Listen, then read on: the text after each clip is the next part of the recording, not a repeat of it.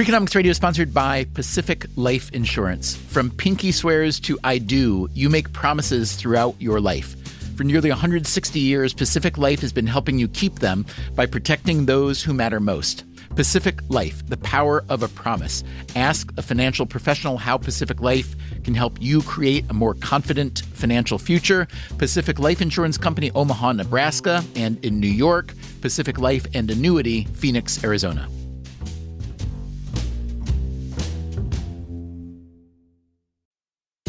Freakonomics Radio is sponsored by Hotels.com. Hotels.com gives you access to hundreds of thousands of hotels worldwide. And when you join for free, you can save up to 20% instantly with member prices. Plus, every stay earns rewards. So when you book one trip, you're already lowering the cost of the next one. Hotels.com is simple, rewarding, and designed to help you get more out of every stay. Sign up for free and book today. Hotels.com. It's all in the name.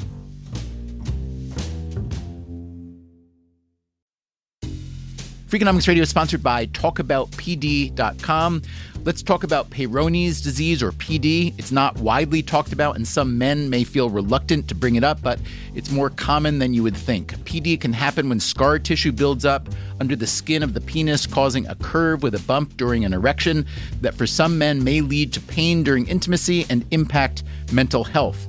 A trusted urology specialist can help diagnose PD and walk you through your options, including non-surgical treatment. Visit talkaboutpd.com.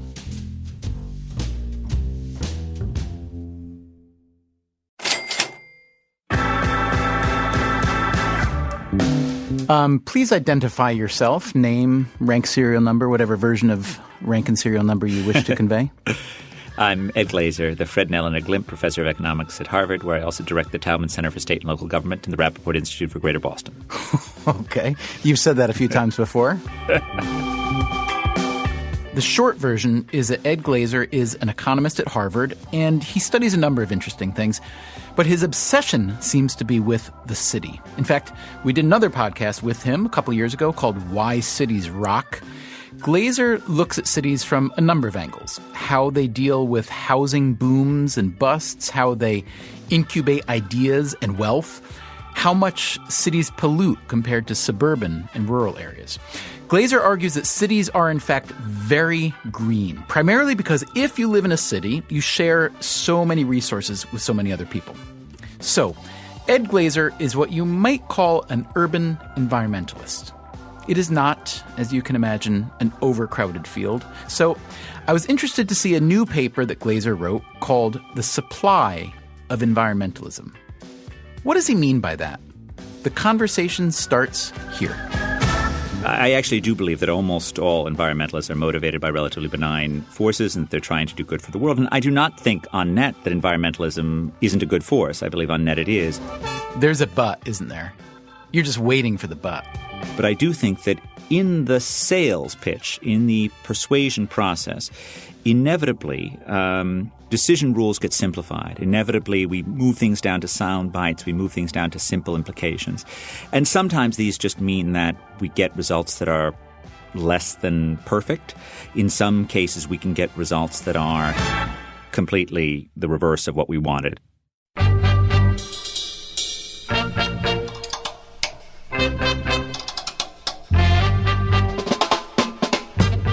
From WNYC, this is Freakonomics Radio, the podcast that explores the hidden side of everything. Here's your host, Stephen Dubner.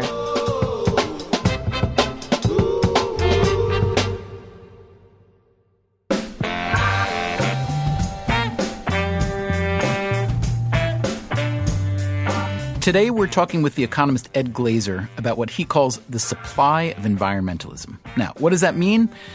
Glazer believes that most environmentalism is based on good intentions, but for a number of reasons, environmental messaging can be counterproductive. All right, let's get specific. What's the greenest thing you can think of off the top of your head? All right, maybe walking or riding a bike instead of using something with an engine. Maybe that's the very greenest thing that comes to mind. What's the second or third? What's the 19th greenest thing you can think of? Maybe it's bamboo? Yeah, bamboo. Now, here's a commercial for bamboo from an Australian retailer called Attitude. The commercial features a talking panda, and as the panda tells us, bamboo is pretty green. Bamboo is great for the earth because once it's cut down, it grows back quickly, which means it's a great renewable resource. It also doesn't need any pesticides or fertilizers to grow and soaks up nitrates from the soil, which makes for a clean and happy earth. It's great at Bamboo has become a ubiquitous ingredient lately. You can buy bamboo flooring for your house, bamboo dishes and cutlery, sheets and towels made from bamboo, even deodorant and toilet paper. Brand name Bambusa. We're Bambusa, yeah, we're Bambusa. 100% tree-free, and they're safe for your whole family. Hypoallergenic and BPA-free. Now, one reason that bamboo has become so popular is that it's an easily renewable source, and therefore it's easy on the environment. But is it really? In terms of the conversations around bamboo, what's surprising is that it seems like people really fixated on that single attribute, that it grows fast. And in some ways, we should know better than that. That's Catherine Fernals with Dovetail Partners. They're an environmental think tank in Minneapolis. Dovetail published a report called Bamboo Flooring, Environmental Silver Bullet or Faux Savior. Just because bamboo grows fast, Fernals says, does not make it a miracle crop.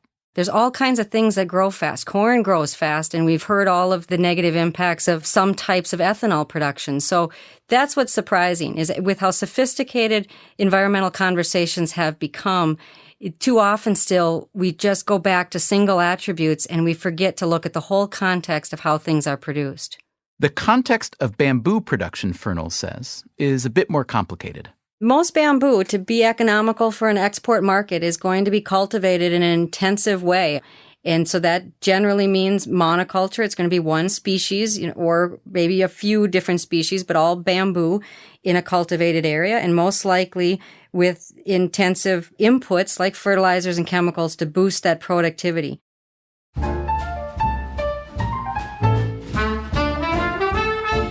So what else do we not talk about when we talk about bamboo? Well, most bamboo products are imported from Asia, where increased demand can lead to deforestation and other unsustainable practices. And just because something is made from bamboo, or promoted as being made from bamboo, doesn't necessarily make it so green. Turning all that bamboo into all those products means going through the typical manufacturing processes, which involve plenty of additives and hazardous chemicals. Earlier this year, the Federal Trade Commission fined 4 national retailers $1 million for falsely marketing fabrics made from bamboo as environmentally friendly. The FTC, in a bout of cleverness, had a warning for consumers. Don't get bamboozled. This brings us back to Ed Glazer's point. The fact is that it's easy to be bamboozled, because it feels so good to be told that the things we like to do aren't bad for the environment, for our kids and grandkids. We all want clean air and leafy forests and pristine lakes, which means there's a lot of demand for the supply of environmentalism. Not all of which, unfortunately, is as green as it sounds. Here's Ed Glazer again. I walk through 3 cases in the paper about things that have been clearly part of environmental campaigns. And 2 of them, I think, was just being less than perfect, recycling and hybrid cars, and one of which I think of as being, in some cases, downright counterproductive, which is local opposition to new construction, particularly in greater San Francisco or greater California. I'd like to ask you now to just back up and give me a very brief thumbnail of each of those. So talk to me about the less than perfect outcome of recycling, for instance. So recycling, this is an old idea among economists. Darby is the person who's associated with it. The point being that what you care about is the number of trees in the world, you actually want people to use more paper rather than less, because in the long run, the demand for paper determines the stock of trees, because fundamentally this is a renewable resource and you have to plant more trees in order to get more paper. Now, that isn't true if the paper is being produced from first growth forests. If paper feels more like we're fishing from a common pool, that isn't true. But that's not actually how paper is produced in the U.S. It's actually produced in these renewable forests. So pushing people to recycle more doesn't necessarily do anything good in terms of forests. And indeed, if you want more trees, use more paper. Now, the flip side of that, and the reason why that's a little bit too glib, is that, of course, there still is potential for energy savings in recycling. There still are other potential advantages from recycling. And anyway, I'm just talking about paper. I'm not talking about plastic or any of the other things. So I wouldn't try and say that I'm trying to beat the band against recycling. But it is clear that many of the reasons why how recycling is sold, often with this, save a tree, don't recycle, get it backwards. That actually it's the people who are using more paper that are actually encouraging people to supply more trees. And it's similar to the point about vegetarianism and the number of animals, right? I mean, if we wanted to make sure there were no pigs on this world, we wouldn't start eating a lot of pigs. We would stop eating pigs.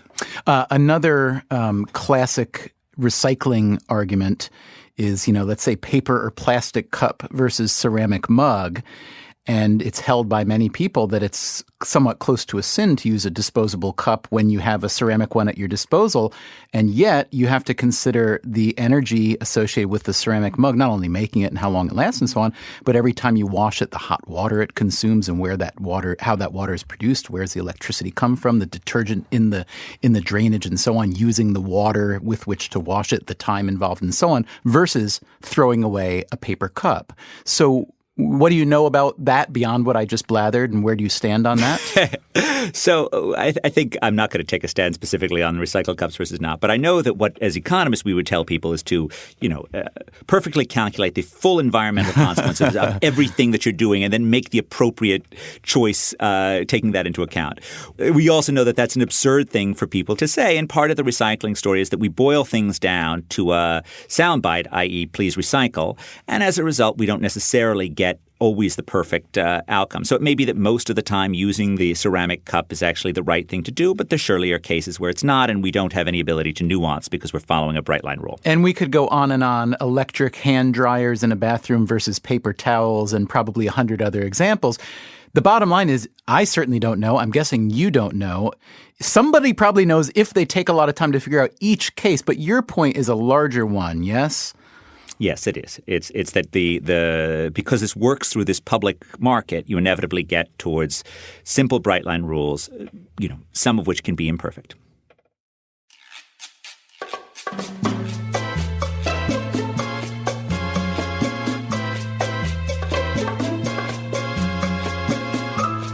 Coming up on Freakonomics Radio, why electric cars might make us drive more, and why new construction in San Francisco, for instance, is greener than you think.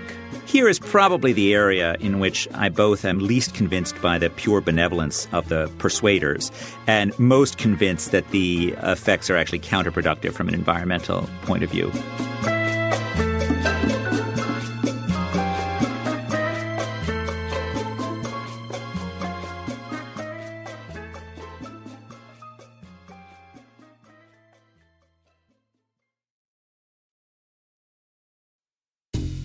Freakonomics Radio is sponsored by Cash App.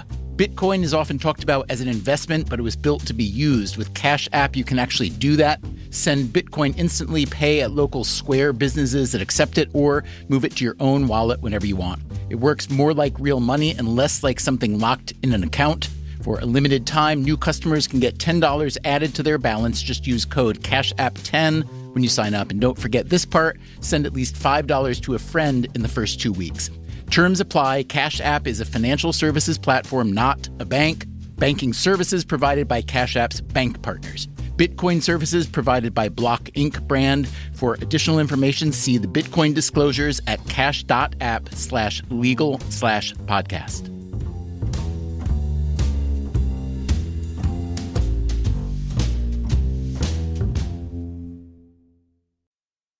Freakonomics Radio is sponsored by Figure. Did you know that 40% of homeowners own their home outright? If that's you, don't let your equity sit idle. Tap it with a home equity line of credit. Figure, the #1 non-bank HELOC lender in the U.S., helps tap equity you've built in your home so you can do things like tackle a renovation or pay down debt. HELOC is a line of credit secured by your home. You can draw what you need, repay, and draw again. Figure offers a 100% online application. Get approved in 5 minutes and funding in as few as 5 days. It's faster than a bank loan and cheaper than a personal loan. Check your rate today without impacting your credit at figure.com/Freakonomics. This post is sponsored by Figure, NMLS ID 1717824. Figure is an equal housing lender. For more information about their licensing, visit nmlsconsumeraccess.org. Figure's HELOC is subject to credit approval and terms apply. Freakonomics Radio is sponsored by Southern New Hampshire University. The best investments are the ones you make in yourself, and no one knows that better than Southern New Hampshire University. With more than 200 online degree programs, no set class times, and low online tuition, Southern New Hampshire University is built to fit your life today and set you up for success tomorrow. Education is an investment. Why not make it a smart one? Apply for free at snhu.edu/Freakonomics.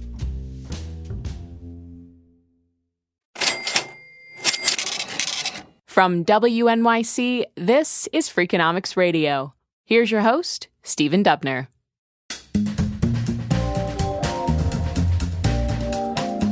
Ed Glaeser today is telling us that environmental messaging can be substandard, and yet we'll still consume it hungrily because we're so eager to believe it. You want me to use bamboo? A nice green leafy grass that I could practically pull out of the ground with my bare hands, instead of lumber that comes from some big, hard, barky tree that needs a chainsaw burning gas and oil to cut it down? Sure, I'll use the bamboo.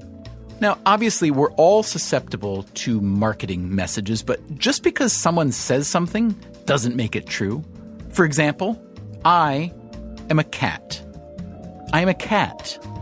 I am a cat. Right, I'm not a cat. To Ed Glaeser, one of the trickiest environmental messages of the moment concerns electric cars. Now, one of the things that's interesting about cars is it harkens back to perhaps the greatest hit of environmental and energy economics, which is the Jevons paradox, which is Stanley Jevons' great observation that between 1750 and the age of the new common engine in 1850, steam engines in the United Kingdom had become wildly more efficient, much better at moving things with smaller and smaller amounts of coal being burned. Now, you might have thought that this would create a radical reduction in the use of coal, and indeed all fears that the UK would mine itself out would have vanished in the rise of all these energy-efficient engines. But, of course, the opposite was happening, that what those more efficient engines were doing, what the age of Boulton and Watt was creating, was a whole world built around the steam engine that meant that instead of using less coal, we were using more and more coal because of the behavioral response. And I think one of the reasons why Jevons is so popular is because he really focuses on what economists care about most, which is the behavioral response to changes in conditions. So just think about that. The Jevons paradox is closely tied to how we think about CAFE standards for cars or other forms of energy efficiency. So you're implying here, let's say we could convert our internal combustion engine fleet right now of however many hundreds of millions of vehicles that is, with a few hybrids and electrics thrown in around the edges, to an entirely electric fleet tomorrow. Let's say we could push a magic switch. Your warning is that because the electric car would seem to be so environmentally friendly, it will produce an oversupply of, well, people would drive a whole lot more. Yes, that's the fear? Well, it doesn't even have to do with because it seems environmentally friendly. It's because it's so much cheaper. So typically, let's apply Jevons to normal mile per gallon gas-powered cars. So typically what you need is for what's called the rebound effect, which is the amount of extra miles per gallon increase with respect to a reduction in the cost of driving. What you need to have the direct effect of reducing the mileage of cars, not be overwhelmed by the behavioral blowback, is you need that elasticity to be less than 1, meaning that you can't have too big of a behavioral response. Typically, the estimates of this rebound effect are that it's substantially less than 1. Short-run effects are, maybe as little as a quarter. Long-run effects can be a little bit more than a half. Studies differ, but I think most people think that as cars have become more efficient, we have genuinely had a reduction in gas mileage, although it is certainly true that over the past 30 years, we've taken a lot of our more fuel-efficient engines and, then put them in heavier and heavier cars or cars with more and more horsepower. So we have certainly undone a fair amount of it. Now, what's interesting about electric cars is that because they use a totally different technology, they both reduce the cost of driving a mile and also they change the environmental footprint. They reduce both of which is a good thing, but they reduce the cost per mile by a lot. substantially more than they reduce the environmental footprint. So, I walk through some estimates, but, it can be that the cost per mile of driving something like a Tesla is a quarter to a fifth of the cost per mile. And this is, of course, the marginal cost. It's not taking into account the upfront cost of buying the car. But a quarter to a fifth of the marginal cost of driving a gas-guzzling car. Now, by comparison, the carbon emissions related to driving is a much less substantial reduction. It is a substantial reduction, but much less than that. So you're pushing so strongly on the cost that it's much easier to imagine that an all-electric fleet could have a big enough rebound effect to offset it. Now, I'm not sure I believe that, but it is something actually to worry about in terms of the impact of this.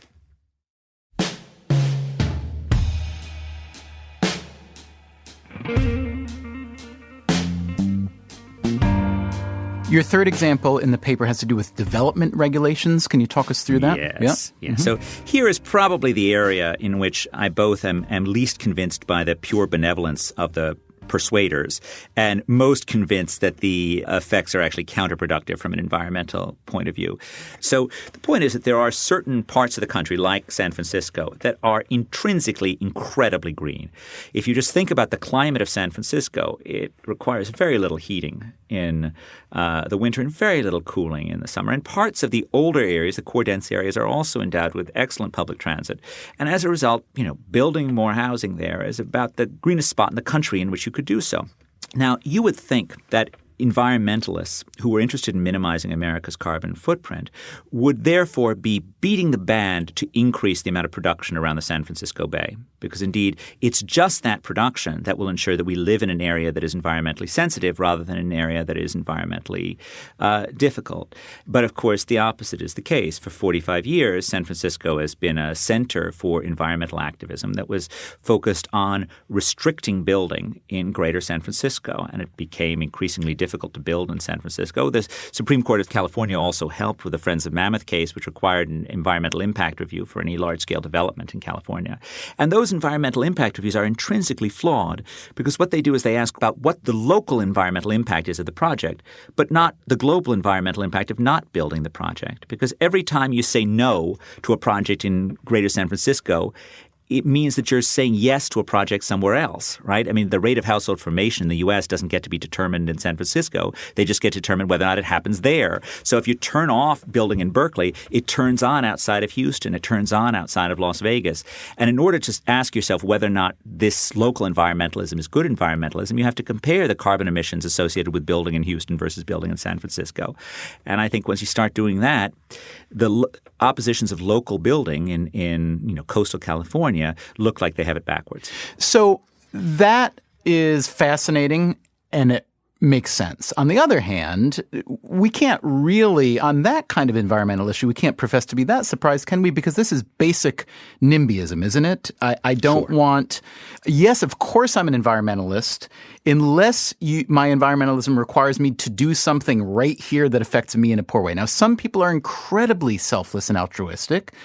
But probably most of us kind of constantly juggle. We want what's good for the world, but we especially want what's good for ourselves and our families. So can you really lump in, let's say, that kind of anti-development fervor with the same kind of broad environmental messaging that's maybe more generally about energy or generally about recycling or generally about, the advantages of one kind of energy versus another?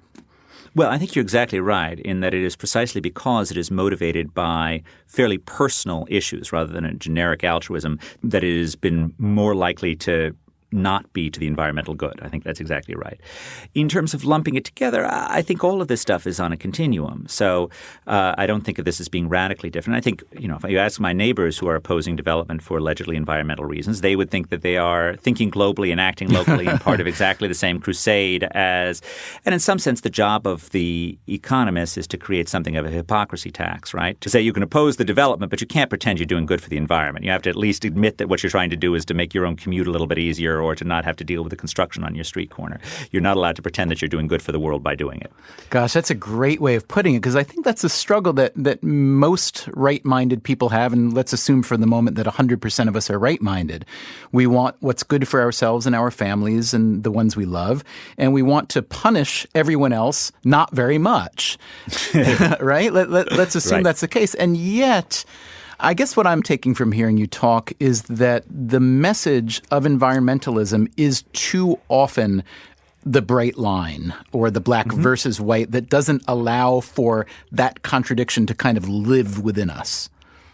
I think that's probably right, and that we should probably be most aware of environmental messages when they are sold by people who have an obvious personal interest in it.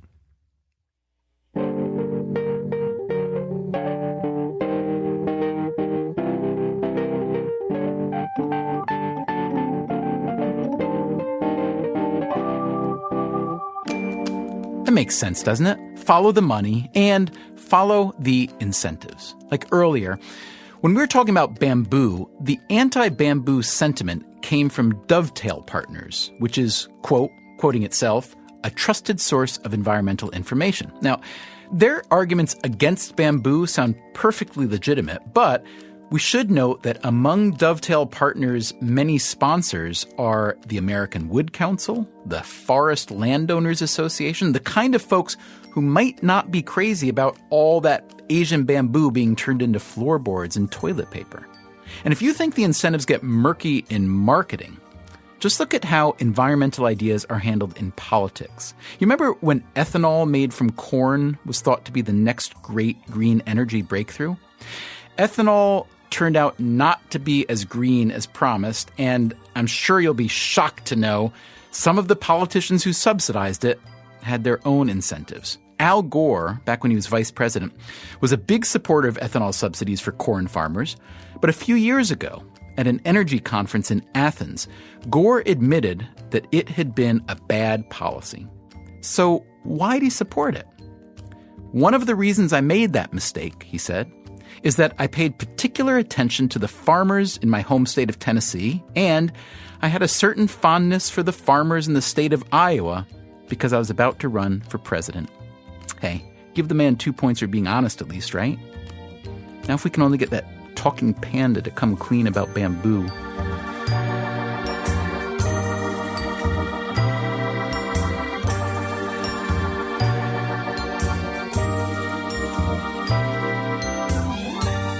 Hey, podcast listeners, next week on the show, we revisit one of our most popular episodes. It's about the value of a college degree. Now, we all know that a real college degree is expensive, but a fake degree is pretty cheap and pretty easy to come by.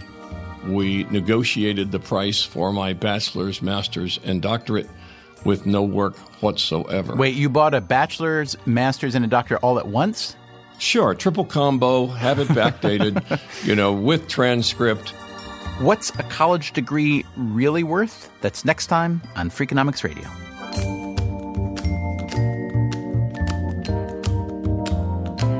Freakonomics Radio is produced by WNYC and Dubner Productions. Our staff includes David Herman, Greg Rosalski, Greta Cohn, Beret Lamb, Susie Lechtenberg, and Chris Bannon. If you want more Freakonomics Radio, you can subscribe to our podcast on iTunes or go to Freakonomics.com, where you'll find lots of radio, a blog, the books, and more.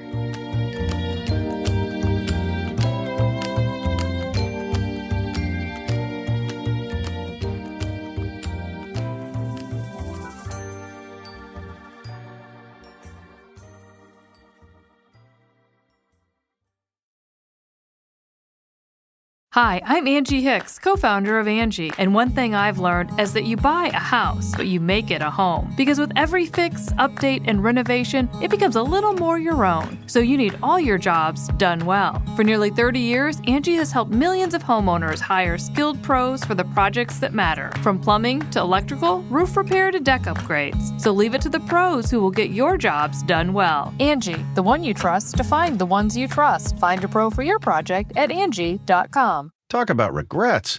We all know someone who's been in a car accident and said, I don't need to call a lawyer, only to regret it after their pain and damages were worse than expected. When someone hurts you, you deserve to be compensated fairly. Morgan & Morgan is America's largest injury law firm, fighting for the people for over 35 years. Injured? Visit forthepeople.com/podcast. That's forthepeople.com/podcast. Their fee is free unless they win. Breathe in. Feel the sense of calm that comes from having up to $300 in overdraft protection with Go2 Bank. Now, Did you say $300? yes. Now, back to our breathing. So if I overspend my balance, Go2 Bank has my back up to $300. Yes. Can we breathe out now? Less worries, more zen, with over $300 in overdraft protection. Tap to open an account today. Eligible direct deposits and opt-in required for overdraft protection. Fees, terms, and conditions apply.